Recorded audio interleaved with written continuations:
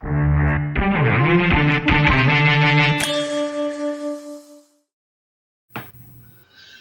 Now on Sports Illustrated with our preview and prediction of the Ohio State and Akron game on Saturday night. It's the first night home game of the year for the Buckeyes, and a game that for several reasons I think the Buckeyes and the Buckeye fans are looking forward to. This is not a game that I think Ohio State fans are necessarily worried about with the Akron Zips coming to town, but there are an awful lot of things that I think folks are really looking forward to seeing as Ohio State tries to clean some things up and get ready for what should be a tough Big Ten season. I'm Brendan Gulick with Coach Tommy Zagorski. Coach, why don't we start right off the top with the big news of the day yesterday of C.J. Stroud technically not playing. I can't imagine he's going to see the field. As Ryan Day said, he's only available in an emergency situation. It's hard to envision a game in which C.J. Stroud would have to play under that circumstance this weekend, but a chance to finally see what Kyle McCord and Jack Miller might have in store. And, two more guys that haven't really seen a lot of time. So there's some element of the unknown there, but I think some excitement too. Yeah, I agree. It's an interesting move by Coach Day to announce it on Thursday at his radio show, and obviously a little bit of time with the media. But once again, as a coach, you go into games, you kind of know what team you're going to play against, and there's different things at stake. Does Ryan Day, in his mind, think that either Kyle or Jack can lead the Buckeyes to a victory against Akron? He hopes so. Every coach in America hopes that their backup quarterback can lead their team to a victory. That's why you recruit those guys. That's why you develop those guys. And there's two ways to look at this. One, it's like the end of the preseason for the Buckeyes. They're going into Big Ten play. A lot of times in the NFL, you'll see that at the end of the preseason. Hey, we know who the incumbent starter is. We know who our guy is. Let's give him a break. Let's see what else we have and some live action, some bullets being flying. Going from that standpoint, there's also the mindset when I was at the University of Tennessee with Mike DeBoard, who right now praying for Coach DeBoard. He's in intensive care right now. He and his family, keep them in your prayers, please. They're incredible people and really helped me a lot in my coaching career.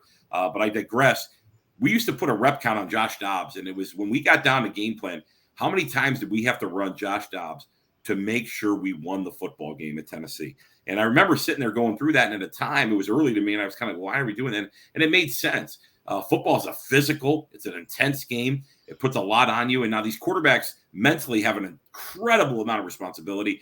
And then you add the physical aspect of it on a Saturday, taking those hits off of a young C.J. Stroud, and taking those reps off him a little bit may actually help him in the long run. So it's a good move by Coach Day. And I'm sure there's a lot of Buckeye fans that have been sitting there on their couch going, hey, you know what? I think that Kyle or I think Jack's going to be the guy. And you're going to get your opportunity Saturday in prime time on the Big Ten Network. It's going to be a lot of fun to watch those other guys get a chance to. Again, I think this is a week where the Buckeyes can, you never take an opponent lightly, right? But Ohio State's going to have an advantage at basically every position on the field against an Akron team that's still trying to build something. And look, they're coming in off a win, so I'm sure they're going to feel good about the way they're playing. They struggled their first couple games of the year, but had a nice second half showing last week. And hopefully Ohio State can develop an early rhythm in this game. These are the kinds of games the Buckeyes are trying to play, early on in the season as they, prepare for Big Ten play. It almost feels a little backwards playing games like Minnesota and Oregon right out of the chute, and then playing two non-conference opponents that you expect to beat before jumping back into conference play. There's different schools of thought there, but you can't really change the schedule right now. It is what it is. So you go try to take advantage of the opportunity that's in front of you. I think the biggest thing here is to try to figure out how to evaluate whether or not Ohio State is playing at a high level this weekend.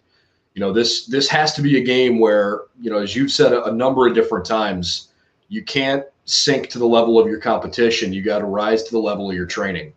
And Ryan Day spoke quite a bit this week about making sure that this team, does things the right way during practice this week to get ready for a game where they need to fire on all cylinders. I'm particularly interested on the defensive side of the ball. The Buckeyes changed schematically a little bit last week, going to a two-high safety look. We're going to see some different personnel in the game. But I am particularly interested to see if there are noticeable differences with the way Ohio State executes on the field, no matter what the opponent throws at them. Yeah, absolutely. It's you're playing a Division I college football team, and not to take anything away from the Akron Zips, it's a great young football team. Tom Arth and his staff have put together a group of, and you look at that up and down on the 2 deep, it's a lot of freshmen and sophomores, especially on that offensive side of the football, where that coaching staff, I may or may not know because I may have been in the room, decided they were going to recruit young kids and develop them. And that's what they're seeing right now. And what you're going to see is a young group of guys that are going to play really, really hard. And they're going to try to play together and are going to pull each other together. This is a great opportunity for those young men to get up there and go play. And a lot of those guys, this is a big chance for them. If they have any aspirations of playing on Sundays, these are the tapes that the scouts look at. They want to see how they look against the Ohio State Buckeyes. From a defensive perspective for the Buckeyes, it's imperative that they execute. From the beginning of the game, DJ Irons had an outstanding week. He's the reigning MAC East Player of the Week. He's coming into town. Playing really high and enjoying some success early in his career at Akron. So they're going to have a spy on him. The receiving core for Akron's a really good receiver core. They're going to have to guard those guys. And, I obviously the Buckeyes secondary has continued to develop and play well, the corners especially. So you're going to want to see those safeties play well. And the big question mark is going to be, can the defensive line get pressure on this young offensive Akron line, and can the linebackers go make plays? Brennan, you and I can't sit here Sunday morning and look back at this game and say, well, our Mike linebacker didn't have any tackles. We didn't have any quarterback pressures. There were no tackles for loss. Like, those are things that are indicative of a great defense, and that's why you go back and you look at all right, Oregon is the best team that Ohio State's played this year. What happened in that game? Oregon pressured the quarterback. They had played behind the line of scrimmage. They had tackles for loss. Defensively execute, get some 3 and outs, rally around each other, really have the mindset, hey, we're not going to let these guys get a first down. And that's how you have to start off that game and go attack it. And Akron's going to have a great game plan. They have incredible coaches that are going to have a plan ready to go against these guys. And they're going to scheme them up. They're going to try to find different ways to attack these guys. But it's important that the Buckeyes play together. Really, I don't know if there's been a time watching this Ohio State team through the first 3 weeks that you see the defense play together. I mean, the one moment I think about this season was the interception return against Tulsa last week, which was so encouraging to see guys rallying to the football. The game's out of hand, and they're going to go play. And that's what you want to see your team play. Great football teams are going to play no matter what the scoreboard says. They could be up by 70, down by 70. It could be 3 degrees outside or 103 degrees. You want to see guys that are rallying to the football, running around, pulling together, and trying to, maybe tarnish, and not tarnish, but polish that silver bullet defense. We're not using that term right now.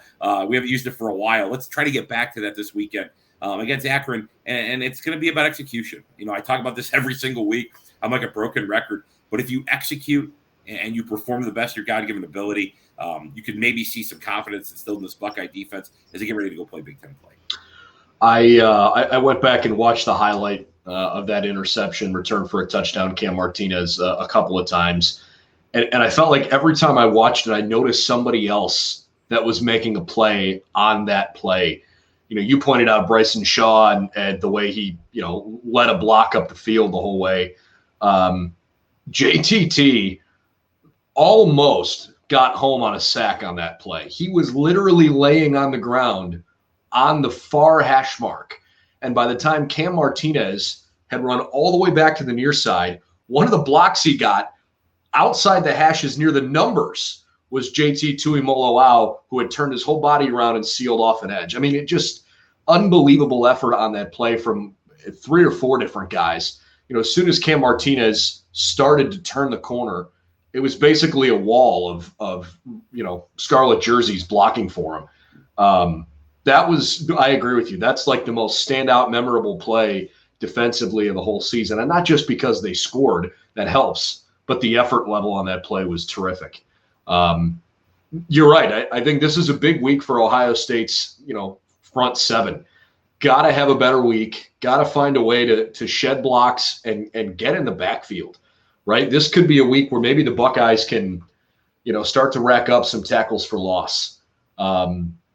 I had a chance to talk with Tom Arth yesterday and asked him specifically about the environment because he's got a young team. he was feeling like the opportunity to play Auburn in the opener is going to help them this week because they played in front of 100,000 people already. And last year, mostly an empty stadium. And the Mid-American Conference came back later than a lot of the other leagues did. For a long time, Akron and the rest of the MAC thought they weren't going to have a season at all. And then they at least got 6 games out of it. But nothing ever an experience like what they had in week 1 down at Auburn. So there is some element of when they go to Ohio Stadium on Saturday, it's going to be a big crowd for what they're used to, regardless of how many people are there. Under the lights, it's a primetime game, etc. But maybe not the same wow factor that they would have experienced in week 1. That said, the Zips have given up 60 points in a game twice in their first 3 games to the only 2 FBS teams they've played. And given Ohio State's, skill players and talent on the offensive side of the ball, I mean, I expect this to be a big day for the Buckeye offense, but I think all the question marks right now are on the defensive side of the ball, but there are going to be eyes on Ohio State's quarterback play because Kyle McCord and Jack Miller are going to get a chance to play, for the first time. Well, I guess Miller technically has played before, but, only a handful of snaps and hasn't thrown a pass yet. To me, there's going to be a lot of things evaluating the game within the game. The outcome really isn't going to be the thing that people are most tuned into. Is that fair to assess? Yeah, it's the game within the game. It's going to be that from that standpoint. I will tell you this: as Ohio State fans watch this game, they're going to be really, really disappointed if they don't jump out early and keep the foot on the gas pedal. Once again, I reminisce back, and I've only coached in the Power 5 for a limited time. But when I was at Tennessee, we played North Texas at home, and I'll never forget this. North Texas was having a down year. They might have been a 1-win team or a no-win team. It was week 7 or 8, and Mike DeBoard, who I alluded to in the opener, who like I said, continue to keep in your prayers. Debo and I are coming out of the press box after the game's over. I believe we won the game 35-0.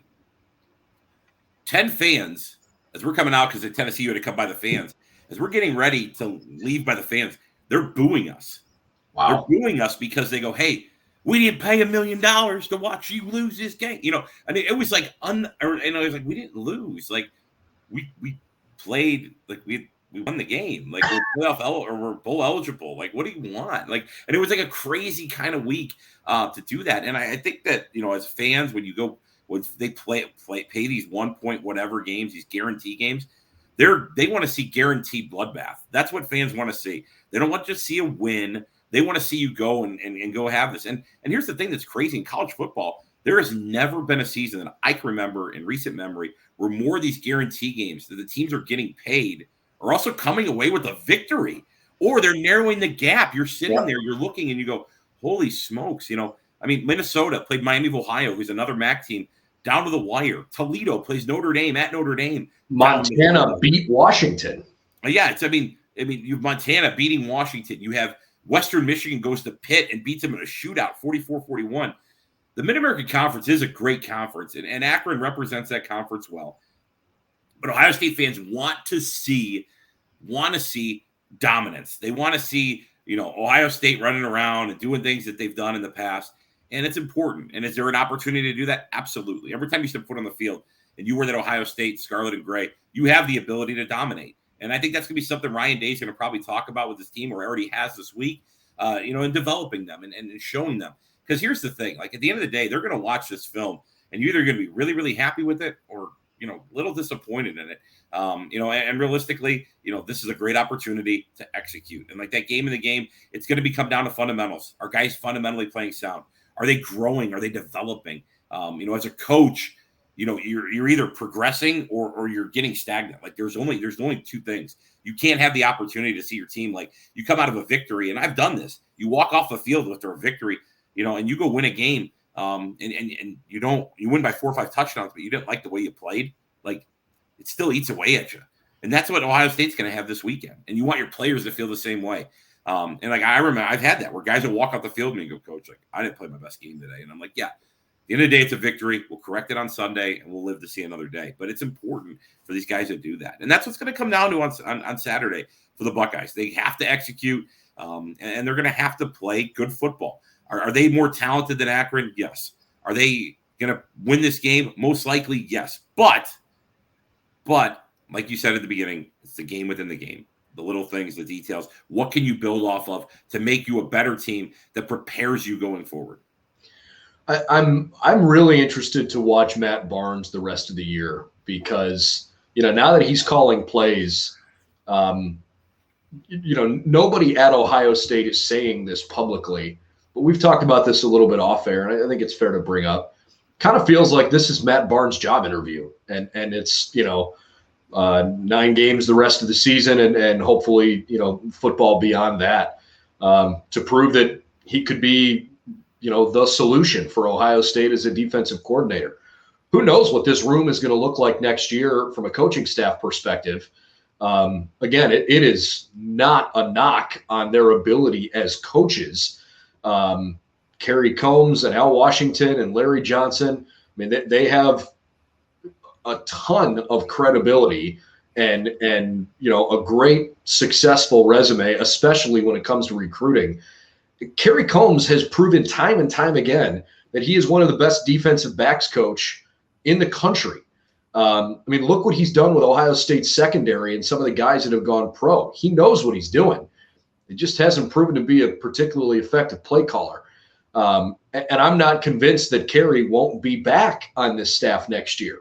But from a fan's perspective, it's easy to sit here and say, hey, your defensive coordinator hasn't been stripped of his title, but he was taken from the sideline and put upstairs, and he's not calling plays anymore. And a guy who was just promoted to being the secondary coach in the offseason is now calling plays. He had a brief opportunity to call plays at Maryland in 2018. In a lot of ways, to me, it feels like a bit of a job interview for Matt Barnes. And so I would expect that, he's going to certainly put his best foot forward and try to give this thing a good run. Absolutely. I mean, every time, any opportunity you have as a coach, as a person, whatever you do in life, everything's an interview. Everything we do is an interview. I mean, Matt Barnes is being analyzed every single day in the facility. As Ryan Day is the head coach, Ryan Day's got a mindset where he goes, okay, if Coach Combs can't do this, if Kerry can't do this, what's the next step? All right, Matt Barnes is the next guy up. And even in his mind, he goes, am I going to let Al Washington, Larry Johnson, or Kerry call it again? Like, that's where his mindset goes going forward with that. There's QCs that are in the building that have been head coaches at the FBS level. There's guys that are coaches all over the place that he's looking at and evaluating and saying, like, hey, can this guy go on the field? Can this guy go on the field? Can this guy go on the field? Like, everything you do matters. And, Brandon Staley, who I got to work with at John Carroll. Just thinking about that clip. Who's the head coach of the Chargers. He got a chance to come talk to our team when I was at Akron. And one of the things he talked about was always being on. And Brandon and I shared a closet of an office at John Carroll. And we always had to be on. You had to be on. You always have to be on because you don't know when that opportunity is going to come. It's like being a backup baseball player or a backup football player, whatever it may be. When you get the nod, you have to be ready to go. And whatever your profession is, you're always interviewing. And Matt Barnes is going to take advantage of this and have that opportunity. Twofold. One, to be the defensive coordinator at Ohio State or to be a defensive coordinator somewhere else. Because here's the other thing. If Matt Barnes does a great job and then Ryan Day goes out and gets, insert whoever you want as a defensive coordinator, he goes and gets Rex Ryan. And I'm not saying Rex Ryan's would be the guy. I've on publicly have said Barry Odom, I think, would be the guy that I would get on a plane and go get. That's just me. I don't make those decisions. But whoever he goes and gets and decides to do that, well, now you're at another place. Now Matt Barnes is like, you're sitting there going, hey, Matt Barnes did a good job with the Ohio State defense at the end of the year. And then somebody goes and makes him a coordinator. So it just depends on what's going to happen. It's all a big interview for him. And it's the most intense interview you've ever been a part of. I mean, it's the way that you walk into the facility. It's the way you eat lunch. I know that sounds insane. It's every little detail because you're in this little hemisphere where you're literally living in a bubble. And people know this because they just got out of the pandemic. Football's been a bubble for a long time. Football coaches, we live in a bubble for literally the entire season. We go off and recruit. We come back to the bubble. I mean, that's the extent of what the world is that is college coaching. So right now he's being evaluated, and he's going to do everything in his part to make sure he has the opportunity to be the defensive coordinator at Ohio State going forward. I didn't mean to cut you off at the beginning of that. I have so enjoyed. This is a little bit of a sidebar, but if you're a football junkie, Brandon Staley is the real deal. And I know you and I have been a bit privileged to get to know him and see him, work up close and personal. I have a boatload of respect for him. And I've enjoyed what the Chargers, in-house production team has put out there. Their series through training camp and the draft, and I don't remember. I think it's called All In, is what they call it. Everybody calls it, different things, but they do a great job with it. And I specifically remember in one of the promos, Staley standing up in front of the entire group of players. It's an early training camp presentation. He's got a board behind him, but he's standing up there. He's dead serious and just exudes a ton of energy. But he's standing up there. He goes, "How you do it matters," and I totally agree with that. Right? I mean, you can't just do things when the camera's on or the microphones are on or people are watching. You have to have a process by which you are committed to, period. And that stuff makes a difference, especially in an ultra competitive environment where you're expecting that everybody else is doing that kind of thing. You're looking for that little edge all the time. And I again, a little bit of a sidebar here, but man, I really like the direction the Chargers are headed. There's a reason why Coach Staley, in like a 3-year stretch, went from being a Division III National Assistant Coach of the Year to being a head coach in the NFL, and had a boatload of success along the way there. Back on the Ohio State side, your whole point about you're essentially always interviewing. To me, Ryan Day was specifically asked yesterday, "Hey, CJ Stroud, you've made the comment he's probably not going to play. It's only an emergency situation if he gets in. How did he take it? And what kind of evaluation are you going to really be able to get from Kyle McCord or Jack Miller, when they go out and play?" And Ryan Day alluded to it, but I don't think he full on, went all in on this. For Kyle McCord and for Jack Miller, this is a massive opportunity because this is their chance to be evaluated in real live reps in a game against someone other than your own players. But by the same token, every snap is an evaluation tool for Paris Johnson and Travion Henderson and Jeremy Ruckert and Tommy Eichenberg and Haskell Garrett and Bryson Shaw and everybody else, right? I mean, when you're out there, you're being evaluated. You're competing to keep your job. It's that much harder to stay at the top than it is to get there. And Ryan Day said preseason, "I wake up every day scared that people are going to wake up and want what we've got." Ain't that the truth, right? It's really, really hard to stay at the absolute mountaintop of college football. Nick Saban and Alabama know that better than anybody else, but Ohio State and Clemson and Notre Dame and Oklahoma and a couple of these other big programs that have had great runs certainly know that. And I think that is one of the hardest things to do with a young team is get them to understand that level, no matter who you're playing, every snap really, really matters. Yeah, I mean, that's why people always talk about when you walked in the facility when Urban was the head coach, it was 4th and inches all the time because he knew it was 4th and inches all the time. Everybody is constantly competing with you. There's not a moment. I mean, we used to talk to our guys about the way they slept. It's competitive the way you sleep. Do you get enough sleep to be prepared to be the next guy? I mean, literally, you have to compete in everything you do. And that's with Ryan Day. That's the hardest part of his job is to tell 18 to 21-year-old kids explain to them the magnitude of the competition, the intensity that they have to have, the way that they approach everything. That's what college football is about, is getting those guys ready to go from that standpoint. And, he has to do that on every single day. And he knows that. That's where the stress comes in. And then he knows he's got to recruit high-level people. He knows people are going after his recruits. He knows people are going to go after his players that are on his roster. He knows that guys that if he doesn't do stuff right, people are going to want to take his job. I mean, it's a lot that goes into it. And it's a big part of it. And it's an intense deal. And each one of us have our profession And we love some of us love our jobs, some of us hate our jobs, but it's a job. It's a profession that we do. And when you're in that profession, you know that if you're not doing it well, guess what happens? They're going to replace you. And that's what happens, especially as a player. You're being evaluated every single day, everything that you do, and having the faith to be able to do that and going forward. And that's where he's at. That's where he's at in this mindset. And Ryan Day is feeling a little bit of heat. He loses to Oregon, and like a game that Ohio State fans did not think was going to be that bad. And to look back at it and see it that way, it's tough. And he's still shaking that thing off. And I really think, though, he's going to do enough this season to push forward, and they'll fight through and they'll claw through this Big Ten kind of play. And it's going to build grit. It really is. It's going to build a grittier bunch of guys that have had to earn it a little bit more than probably Ohio State teams in the past.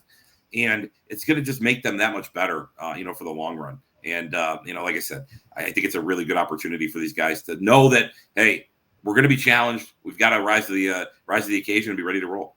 I think we could dive into some of the specific matchups and things against the Akron Zips. And I want to do that, but I don't want to spend a ton of time on it because I think these conversations too are valuable, especially when it's your final non-conference game. And look, Ohio State in the history of its program has never lost a game when they've been a 40-point favorite or more. It would take something cataclysmic just based on stats and numbers and history. It would take something cataclysmic for the Buckeyes not to win on Saturday. It's not to say Akron's not going to play hard, but the Buckeyes are the better team coming in, and they expect that they're going to play well. If you're looking at a couple of individual matchups in this game, guys that you think could be really challenging for Ohio State, maybe, somebody defensively for Akron. I know Bubba Arslanian has been a workhorse for them. He makes a lot of tackles. Offensively, DJ Irons has shown some good escapability. The Buckeyes are going to have to find a way to get him on the ground. It's not going to be the kind of game where Akron only generates a couple of first downs. They're going to be competitive. But are there some matchups in particular that you're looking forward to watching? Yeah, I mean, across the board, like I said, DJ Irons in the opening. He's the reigning MAC East Player of the Week. I think DJ is going to have the ability to make throws, and they're going to give him opportunities. Tom Art's going to give him opportunities to try to get the ball out quickly. I don't think he's going to have him sit back there and drop back and pat the football, just because it's a lot. It's a lot on that offensive line, and it's going to be a big matchup for those guys up front. And you're looking at it across the board. I think really the left tackle Xavier Gray, who we talked about earlier in the week, is a 6'9", long prospect who, he's going to go against JTT. He's going to go against Jack Sawyer. He's going to go against different defensive lines that Ohio State has. And it's going to be a great matchup for him. He's got a lot of length. He's got a lot of ability across the board. And that's one thing. Like this Ohio State defensive line is going to line up. Akron's offensive line is enormous. They're big guys across the board, 6'9", 6'6". The center is only 6'1", but then you're looking at the right guard 6'5", and the right tackle 6'6", and they're all 280 plus. So it's a big offensive line. It's not like they're going to go play against some small. Actually the offensive line is bigger than Tulsa's offensive line that they're going to play against. So kind of interesting to see that from that standpoint. So that matchup is going to be key. Also to see how the linebackers are going to guard Kanate Mumfield and Mike Matheson. Kanate Mumfield and Mike Matheson are great inside slot receivers. They line them up all over the place. It's one of the parts of the beauty of the Tom Ark offense is having the ability to line guys up in a lot of different places, but it looks the same to the defense. And what's going to end up happening is those guys are going to try to match those guys up on the linebackers and try to find ways to kind of cultivate explosives from that standpoint. On the defensive side of the football for the Zips, it's going to be whether or not the defensive line can get pressure against the offensive line for the Buckeyes. It's a younger group, and what I mean by younger group, it's a group that's not real experienced. There's some transfers, there's some JUCO guys. There's Bryce Wilson's really the one guy in the middle, number 0, the nose tackle, who's been there now for 2 years, who's a really good stalwart in the middle. And then Bubba Arslanian and Jesper Boateng are going to look to make plays at the linebacker level, and it's going to be, can the D-line hold up enough to let Jess Lord and Bubba run around a little bit and give them an opportunity to try to get hits on Travion Henderson. They have not tackled anybody like Travion Henderson yet. I can promise you that. So that's going to be an important matchup. And then really in the secondary, how do you attack Chris Olave? How's Matt Feeney going to attack Chris Olave, Garrett Wilson, and the rest of the Buckeye receiving corps? because right now, from a matchup standpoint, the Zips can't play man against Chris Olave and Garrett Wilson and then the rest of the guys that, the Buckeyes are going to roll out. So it's going to be interesting what ways he tries to help those guys out to get there. So it'll be an interesting matchup from that standpoint. And then also really the outside linebacker crew for Akron, they rely heavily on those guys to make plays. And they're going to go against Jeremy Ruckert and Kate Stover and tight ends that they haven't seen block like that. So it's going to be an interesting matchup, but I kind of gave you a breakdown of all 22, I guess. But in essence, Brendan, those are the matchups you're going to want to see. And as they're going forward with that, if Ohio State can dominate those one-on-one matchups, it's going to be a really exciting Saturday evening for Buckeye fans. I'll give my score prediction. I'll let you pass on that this week. I think the opening line was a pretty good line. The opening line was 53, and I can see this being a 63-10 type game. I think the line has moved back to 49, but I think my final score prediction is 63-10. So we'll see. I think this has a chance to be a really good week for the Ohio State offense. There is one other game in the Big Ten in particular that is extremely interesting to me, and I think you can make the argument it's the national game of the week. Notre Dame and Wisconsin are playing this weekend, a game that last year was canceled. They didn't have a chance to play it. I realize Notre Dame is ranked ahead of Wisconsin right now. I'm not particularly sold on the Fighting Irish this year. They're fine. But as the season's gone along, their wins have become less and less impressive.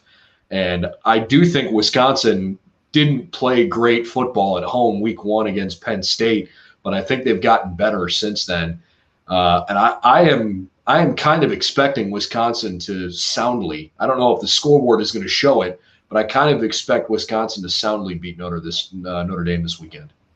Yeah, this is going to be physicality. I think Showtime or HBO should put this game on for their boxing network. You're going to see two teams that are just going to try to punch each other in the face for 4 quarters. It's going to be a physical bloodbath. The one thing that's interesting about Notre Dame, and I always hear that, we talk about this a lot, is they haven't been impressive in their wins. Somehow, some way, Notre Dame figures out ways to win games. And I know tradition doesn't wear a helmet. I know tradition doesn't wear shoulder pads. And I know tradition doesn't win you games. But there's some magical elixir between the Blessed Mother and South Bend, Indiana, that they come together and they figure out a way to win some of these games against teams that I think are on their same level playing field. Wisconsin comes into this game. They played this Penn State team at the beginning of the year, and we're kind of like, maybe they're not that good. Well, what we saw, Penn State's a good football team. Yeah. Penn State is playing at a high level. James Franklin has got these guys he took the Men in Black eraser and erased their mind from the COVID season. And these guys are playing with a different type of confidence, a different type of swagger. And I really think that as we go forward into this, it's going to be a great game. I have trouble not picking Notre Dame in this game. I just think Brian Kelly's going to have these guys ready to play. Paul Chris is going to come into this and he's going to talk to these Wisconsin kids because there's a lot of crossover in recruiting. Absolutely. You look at the guys that are up front. I would be shocked that there's not a guy from Wisconsin or two or the Minnesota area that are on the offensive line for the Notre Dame team. But, I'm going to say, Brian Kelly has those guys ready. They're going to squeak by Wisconsin, but I don't know if they're going to have the same luck against the Bearcats next weekend. So we're looking ahead a little bit. Foreshadowing, if you will. Cincinnati gets the bye this week. I think that they're going to have time to get ready, and they know how to attack Marcus Freeman. And that's the biggest issue for Notre Dame right now is figuring out Marcus Freeman's a great young defensive coach. But the question is, why is it not working for him yet at Notre Dame? It's not like he doesn't have great athletes to coach. At Cincinnati, they were a lights-out defense. So it's going to be important to see those guys mature this week against Wisconsin. Hey, one more thing real quick before we wrap up, since you bring up the Bearcats. Are the stars aligning for them? Because Ohio State lost a game, Clemson lost a game, Oklahoma looks vulnerable to me, but maybe they won't lose. Cincinnati, even though Indiana doesn't appear to be what they were last year, it's still a great win for Cincinnati to go to Indiana and beat them. If Cincinnati can run the table, you think they get in as one of the top 4? I don't. I know it's hard to say that. I look at it this way. The Buckeyes lost to Oregon week 2. Ohio State runs the table and wins the Big Ten, what committee's not going to want Ohio State in the college football playoff? Like, what committee's not going to want to take a Power 5 one-loss team that won their conference? How do you look at Florida? Florida's going to have 2 losses.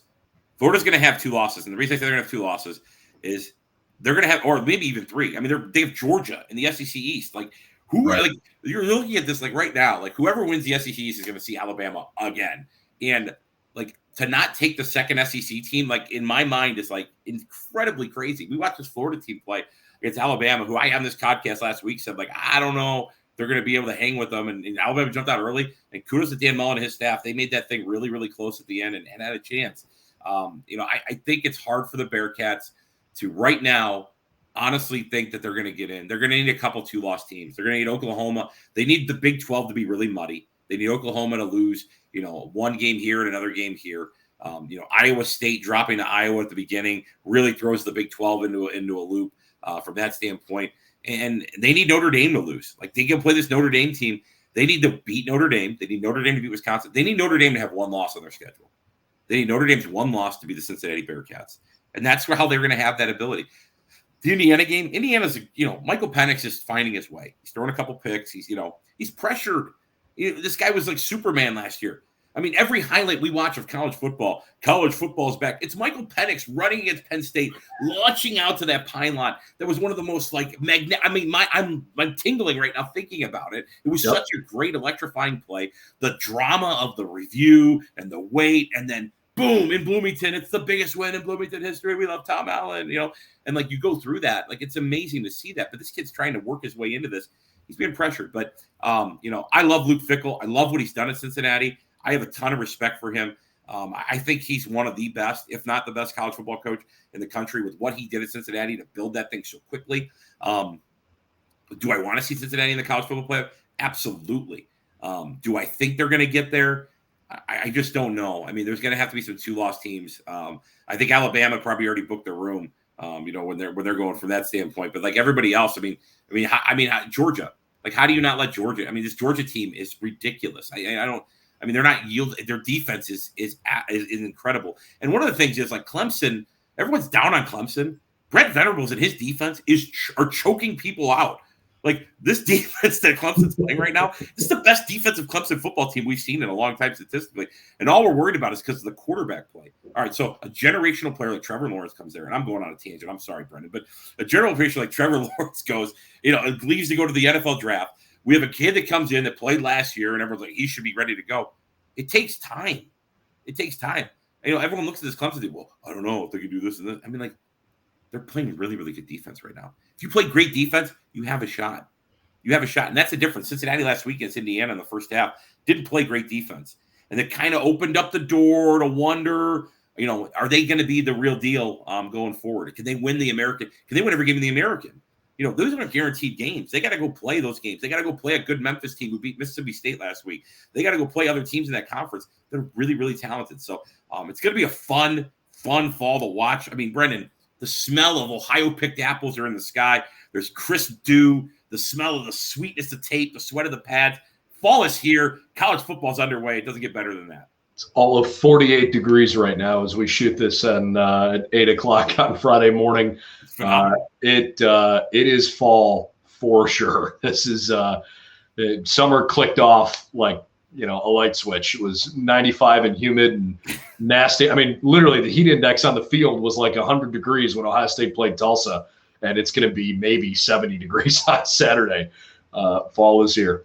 Mm-hmm. I mean, I said one of the beauties of living in this great state of Ohio is you really do get to celebrate all 4 seasons. I don't know where else in the world you get to do that. Sometimes you get to celebrate 3 or 4 of them in a week as you're going forward. So, but no, it's awesome. It's been a great opportunity. And like I said, I'm really looking forward to watching Ohio State try to execute this weekend. And there's a lot of other good college football on. So fans, don't be afraid to watch it. Getting ready, some nice appetizers before you check out those Buckeyes at 7:30 on Saturday night. Yeah, Buckeyes and the Akron Zips coming up on Big Ten Network on Saturday night.